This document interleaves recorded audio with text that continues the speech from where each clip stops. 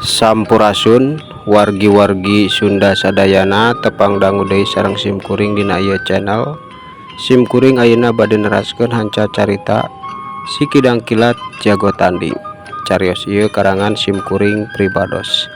Mangganya wargi-wargi Sunda sadayana anu teu acan subscribe, mangga di subscribe heula nya channelna supados simkuring dina medar cariosna leuwih sumanget deui sareng tiasa medarkeun carios-carios anu tiasa ngahibur kaum dangu di mana bae ayana. Mangga ayeuna cuang kawitanan. Blesat blesat blesat dua jirim teh ngablesat silih susul akhirna mah nepi ka pondok tempat maranehna cicing. Sok ujang ayeuna mah gera mandi heula bebersih sameme urang ngalanjutkeun obrolan kulantaran loba obrolan deui anu bakal ku aki dicaritakeun ka ujang sameme engke peuting aki bakal ngajajal sakabeh kamampuan ujang sak kahayang ujang gunakeun supaya bisa ningali ka kemampuan ujang teh nyata sakumaha hebatna teu kawas tadi di jero guha kulantaran ari di guha mah moal bisa digunakeun sabebasna kulantaran bakal ruksak eta guha teh. Tapi engke penting mah yap jeung aki urang jajal kemampuan ujang teh di luhur gunung jeung di walungan. Siap ujang, ceuk aki Ranggalawe bari nyuruput cai herang dina cangkir batok. Sumuhun aki sumuhun, mangga insyaallah di mana bae oge dijajal ku aki abdi siap. Tembal Parman bari unggut-unggutan nya ayeuna mah tuh segala gera mandi heula gera bebersih ganti pakaian ulah poho salat heula nya ujang sameme urang ngalakukeun pagawean anu bakal dilakukeun dina engke peuting sabab engke peutingan pamungkas hidup teh dijajal kemampuan ku aki sameme aki bakal ngajurungkeun ujang turun ti ieu gunung kulantaran geus wayahna ujang teh tutulung kanu butuh tatalang kanu susah kudu bisa ngamalkeun ilmu ngan kahade sakali deui kahade kasep ulah boga niat goreng komo deui ayeuna ujang teh geus apal kumaha kaayaan kolot hidup teh nepikeun ka henteuna ku jalan para rampok anu dipimpin ku Ki Bewok. Tapi ingatkeun ujang, ingatkeun takdir teu bisa dipungkir ngaran papasten tinu kawasa geus dipastikeun sanajan syariatna dipaehan atawa cilaka atawa kumaha bae oge sabenerna mah eta teh geus takdir moal bisa dipungkir ngan carana beda-beda. Meureunnan kolot ujang teh dipundut kuno agung teh carana kudu dipateni atawa dibinasa ku Ki Bewok sapara kanca. Ta eta bedana ujang ngan ari takdir mah tetep tinu kawasa teu bisa dipungkir, teu bisa dihalangan, teu bisa diembung-embung kitu ujang.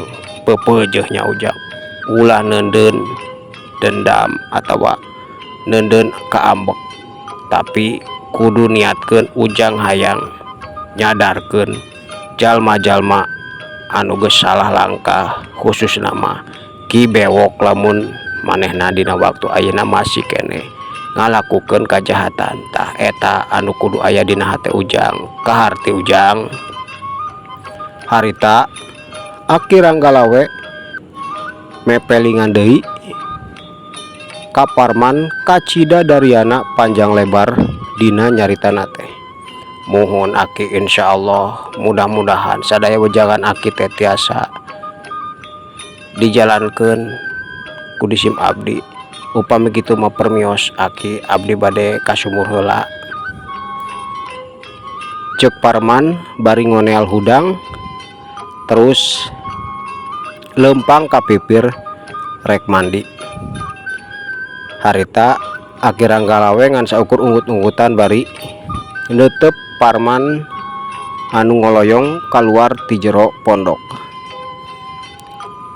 Ujang aki teh sabenerna mah apal kumaha kahayaan hate Ujang teh, tapi aki ngaharapkeun ka hade kasep ulah salah lempang, ulah salah tekad, ulah salah niat, ulah salah laku. Aki teh ngaharapkeun Ujang ngagugu hawa nafsu. Gerentes aki ranggalawe bari ngagideg-gidegeun sirahna kulantaran sanajan Parman teu jujur oge ka manehna, aki ranggalawe geus bisa nebak kaayaan hate Parman dina waktu ayeuna. Ayeuna urang tinggalkeun heula sakedeung kaayaan Parman jeung aki ranggalawe anu dinangke peuting rek ngajajal sakabeh kemampuan Parman dina peutingan pamungkas. Ayeuna urang tuturkeun kaayaan Sugiwa jeung pamajikana anu geus neruskeun lampahna terus asruk-asrukan ka jero leuweung sanajan teu puguh anu kumaranehna dituju. Ama ambu mah bingung ieu teh, piraku urang rek asruk-asrukan teu pararuku. Naha amat can bisa meleng kudu ka mana urang langkah teh ayeuna. Ama amih puguh, ceuk pamajikana. Harita nanya kitu bari neuteup sakedeung kasalakina anu sarua ngarandeg kulantaran geus sapoe saputing maranehna teh lelempangan di eta leuweung, jeung deui leuweung teh asa lega kacida karasa kumaranehna kulantaran can manggih tungtung.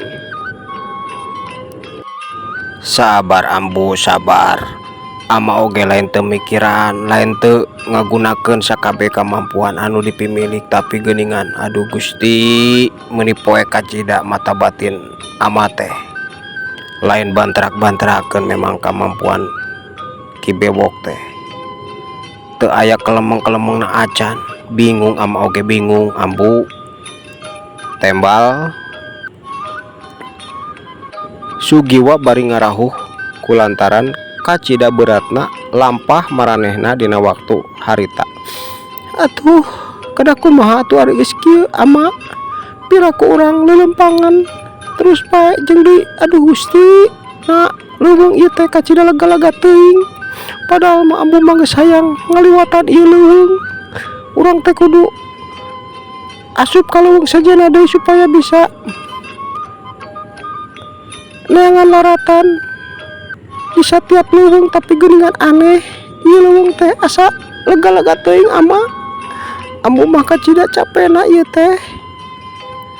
Harita pamajikana langsung ngeberehkeun kaayaan dirina anu geus ngarasa berat dina lengkahna. Nya atuh ari ambu geus cape mah ulah maksakeun. Ayeuna mah urang cicing heula di dieu istirahat, ke lamun geus tuus kesang awak geus ngeunah deui ya urang lempang deui. Komo deui ayeuna teh geus waktu peuting kieu, mendingan urang istirahat heula di dieu. Ambu sabarnya ambu sabar, kumaha deui da kieu kaayaanana.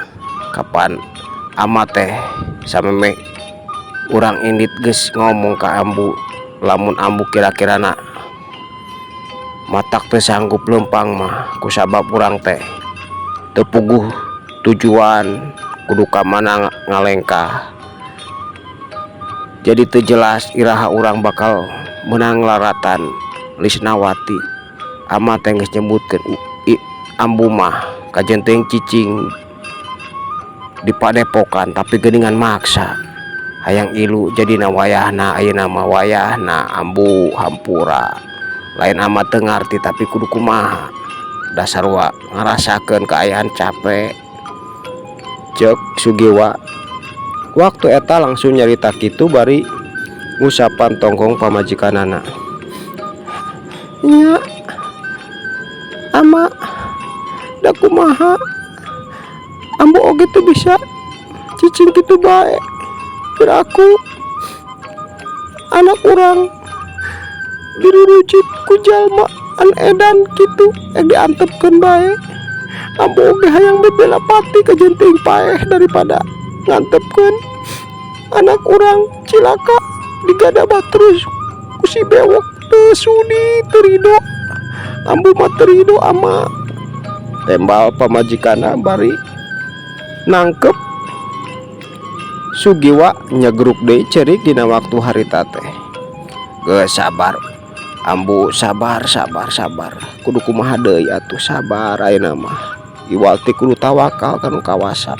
Mudah-mudahan aya jalanna di mana bae jalan mah atuh teu kapanggih ku urang oge. Mudah-mudahan dari nu kawasa mah rek kitu rek kieu ge kacida gampangna beda jeung urang ngadoa mudah-mudahan dina waktu ayeuna teh anak urang dina kaayaan salamet kan teu apal ayeuna kumaha kaayaanana di mana.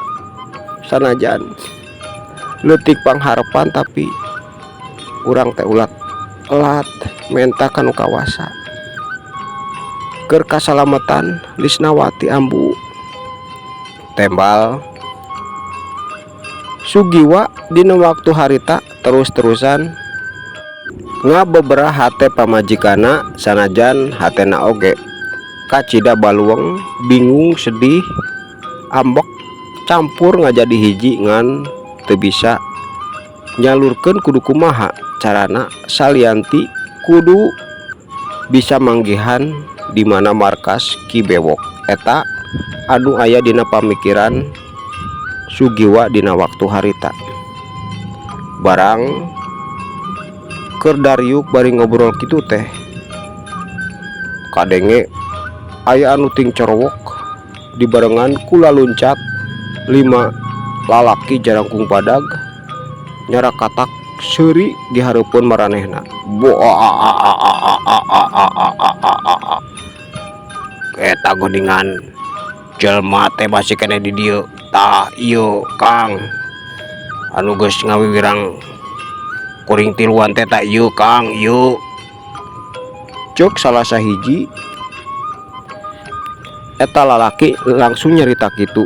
Atuh Sugiwa jeung pamajikanna teh curinghak langsung narangtung bari neutup nyidik-nyidik ka 5 jalma kulantaran dina waktu eta ngan saukur kacaangan ku cahaya bulan anu asup tina sela-sela dangdaunan anu ngaroyom di eta patempatan.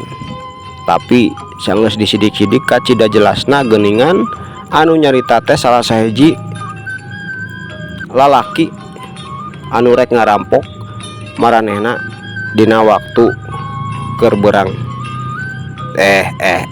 Geuningan Arandika balik deui. Nah Andika tiluan teh hayang diparieskeun bener beung teh.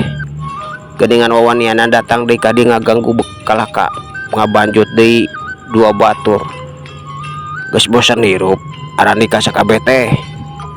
Harita Sugiwa langsung nyarita kitu kulantaran geus teu hayang ngajak ngomong jalma-jalma kitu ku bahasa leuleuy. Sabab dina pamikiran Sugiwa jamal kitu mah moal bisa dibere hate geus pasti kalah kanyalutak saperti dina waktu eta. Samemehna manehna jeung pamajikanna teh ngahaja teu ngudag tilu rampok sabab teu hayang boga masalah. Tapi geuningan dina waktu eta ngadon daratang deui bari jeung mawa 2 baturna anu acan kanyahoan ku dirina saha sabenerna dua baturna anu anyar ayeuna aya di hareupeun maranehna. Bener Arandika teh teu euy padahal mah kuring duaan teh diberi kasempetan keur babalik pikir supaya ulah ngalakukeun kejahatan deui, tapi geuning ayeuna ngadon datang ka hareupeun kuring duaan. Arandika teh bener-bener hayang palengkor suku atau beung sia hayang diparotongkeun. Cek pamajikan Sugiwa dina waktu harita oge langsung nyarita kitu bari nutup seukeut kalima lalaki anu ngabardega bari nulang cangkeng. Salah gede sia, salah gede sabab dewek datang ka dieu tempo tah ieu pamimpin dewek sia moal kuat ayeuna mah moal kuat modar di daleungeun kaula sakabeh sia modar dina waktu ayeuna mah moal diberi ampun deui. Tadi Arandika masih bisa ngelehkeun kaula tiluan tapi ulah disarwakeun pamimpin kaula mah sia goblok. Cek eta lalaki langsung nyarita kitu celengkeung teh dua lalaki anu geus ngarasakeun kumaha lincahna gerakan Sugiwa jeung pamajikana nyarita oge. Benar ulah sombong sia menang tadi Arandika duaan bisa ngeleh-ngelehkeun kuring tiluan tapi ulah disarwakeun pamimpin kuring tiluan mah sok buktikeun Arandika duaan geus pasti moal bisa walakaya di hareupeun pamimpin kuring duaan mah sia. Cek dua baturna sanggeus kitu dua lalaki anu anyar pinanggih dina waktu harita ngalengkahkeun dua sukuna mencerong ka Sugiwa kacida seukeutna.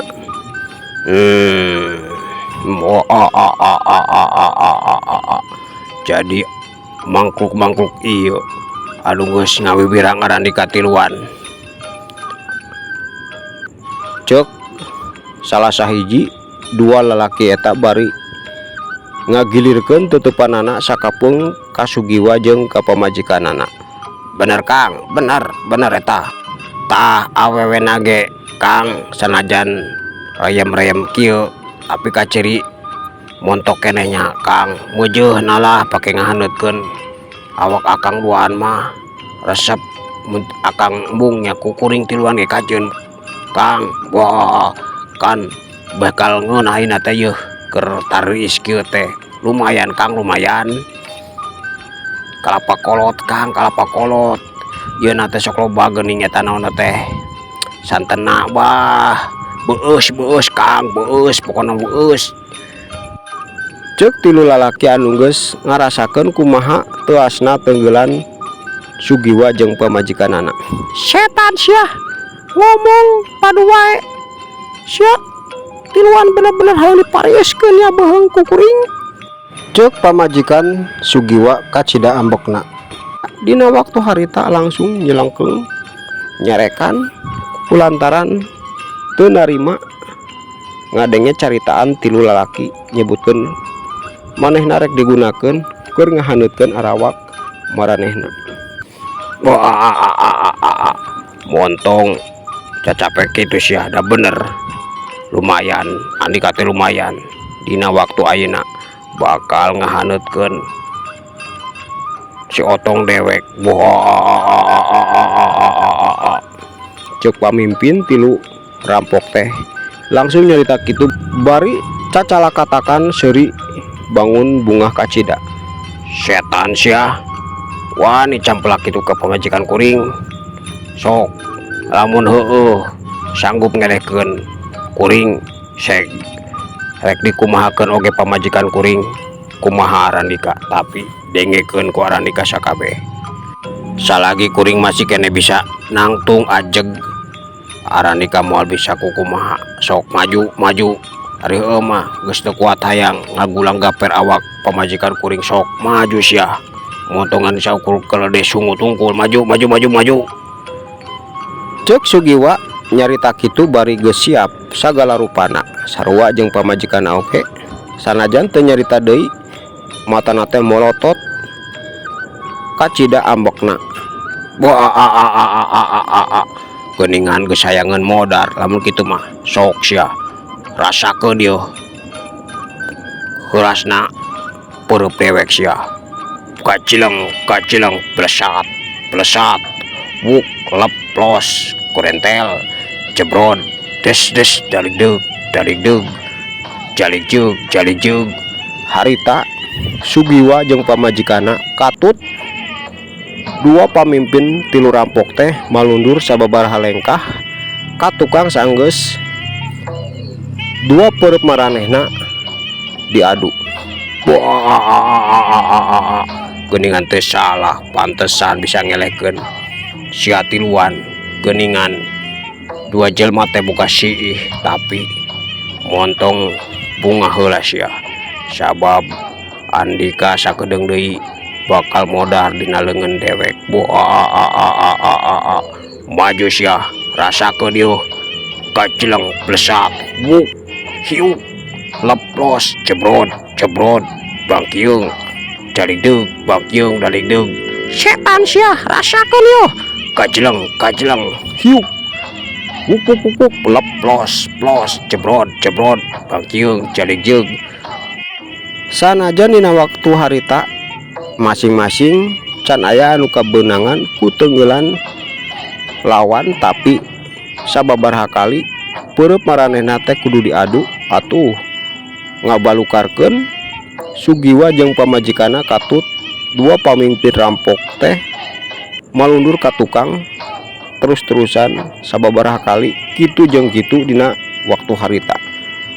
Ayeuna aran dikatiluan oge montong ngajar dog bantu maju sia maju kacileng rasakeun dieu bener. Ayeuna mah ulah diantepkeun urang podaran bae hiu leplos jebrod. Waktosna kabujeng seep cag urang kantun heula dugikeun ka dieu cariosna kumahanya kaayaan Sugiwa jeung pamajikana dina waktu harita kudu nyang hareupan 5 rampok. Insyaallah kapayuna pusim puring diteraskeun deui cariosna. Sapunyere pegat cimpai paturai patepang deui mangga permios.